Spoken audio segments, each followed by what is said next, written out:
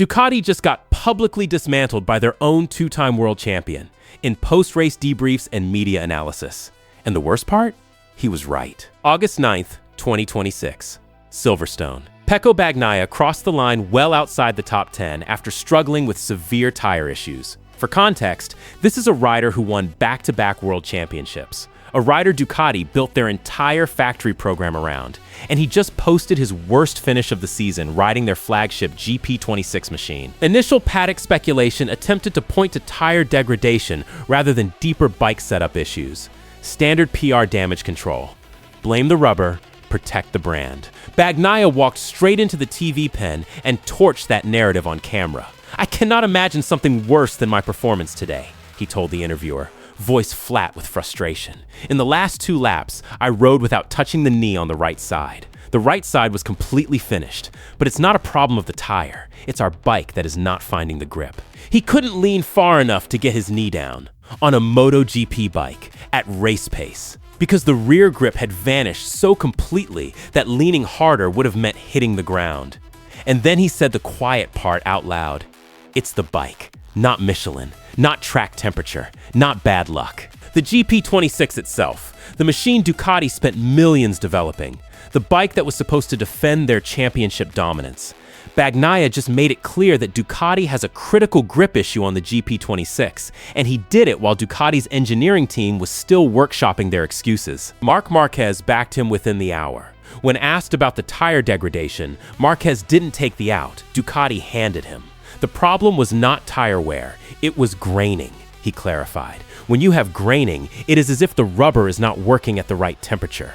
We are in the right window with Michelin. Translation, the bike setup is cooking the tires from the inside. The compound isn't the issue, the chassis is.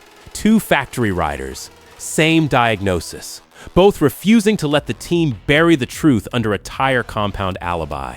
And while Ducati's riders were finishing 17th and struggling to crack the top 10, Aprilia was doing something Ducati thought was impossible. They locked out the entire podium. First, second, and third. Jorge Martin won the sprint. AI Ogura took second. Marco Bezzecchi grabbed third. Not a single Ducati in sight. Then they did it again on Sunday. Raul Fernandez won the main British Grand Prix, his second MotoGP victory, leading another clean sweep for Aprilia. Martin second. Bezzecchi third. Another all-Aprilia podium lockout in a dominant 2026 campaign at one of the most historic tracks in the championship. While the factory Ducati squad collected a combined 10 points across the entire weekend, all of them courtesy of Márquez scrapping for 7th. How does this even happen?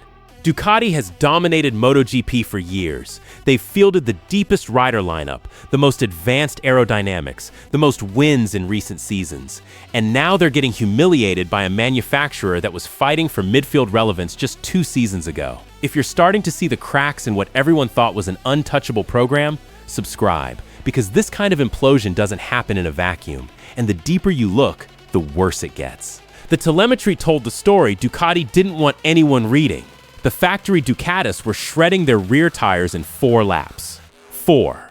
Michelin's engineers estimated the soft compound would last until the final 2 laps before showing major wear. The Aprilias? They managed the compound far more effectively despite the widespread rear degradation across the field. Same track, same ambient temperature, same tire allocation. The difference was the motorcycle underneath. The GP26's rear-end setup was generating so much localized heat that the rubber was tearing itself apart, blistering and graining in technical terms, long before normal wear kicked in. When a tire grains, surface friction tears the cold rubber, you don't get a warning. One corner, it's there. The next, it's gone. Bagnaia qualified 16th, his worst grid position of 2026. He knew something was wrong before the sprint even started, but the team sent him out anyway, hoping track evolution or rider adaptation would mask the fundamental problem. It didn't. By lap 4, the rear was cooked. By lap 6, he couldn't push without risking a crash. By the final 2 laps, he was riding so cautiously, he physically couldn't get the bike leaned over far enough to touch his knee slider to the asphalt. That's not racing. That's survival. And the truly damning part? Ducati knew. Ducati had no warning from practice data. They saw severe tire degradation issues across both factory bikes. They could have pivoted, changed the setup, adjusted the ride height, anything. But they didn't. They gambled that their riders could manage it, that two of the best racers on the planet could somehow extract grip that the bike mechanically couldn't provide. Bagnaia made them pay for that gamble in front of every camera at Silverstone. Sunday was supposed to be the redemption arc, fresh start, main race. Bagnaia lined up 16th on the grid and pushed hard early, trying to recover positions before the rear tire window closed again. Lap 8. Luffield corner, turn 7.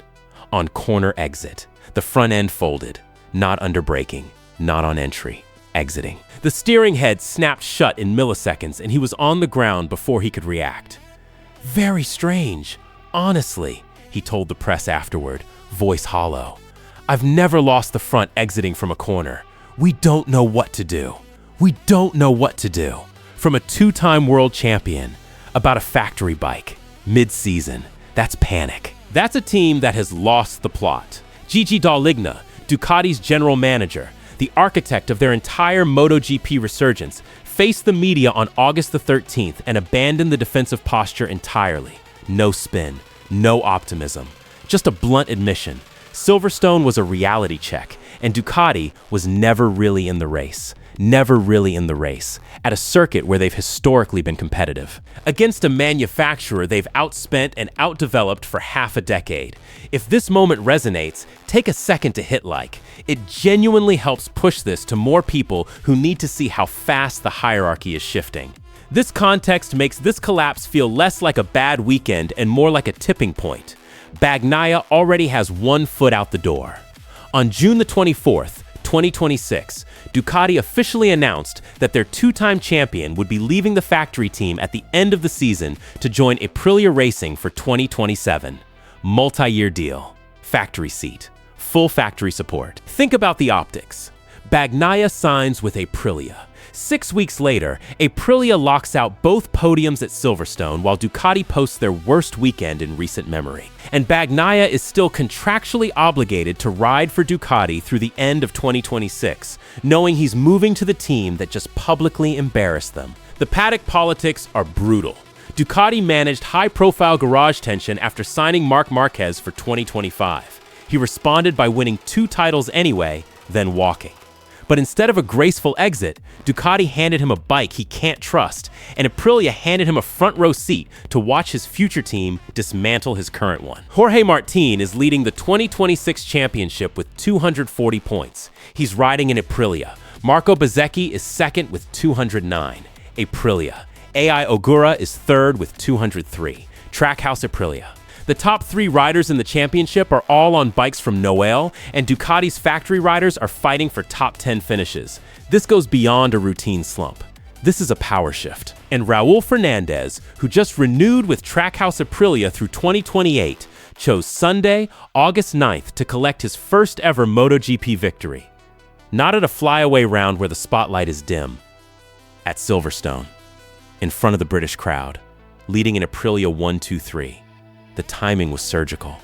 Aprilia's win made a clear statement. They proved that Ducati's dominance was never inevitable, and the moment the technical advantage flipped, the results followed immediately.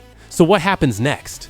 Bagnaia has only the final stretch of races left with Ducati. 9 weekends of riding a bike whose performance he publicly challenged. 9 opportunities for this exact scenario to repeat, where he's expected to compete for a manufacturer that can't give him the tools to do it. He's moving to the team that just swept the Silverstone podium. Ducati is facing an 850 cubic centimeter technical reset in the coming seasons. New engine regulations, new aero rules, a chance to rebuild from the ground up.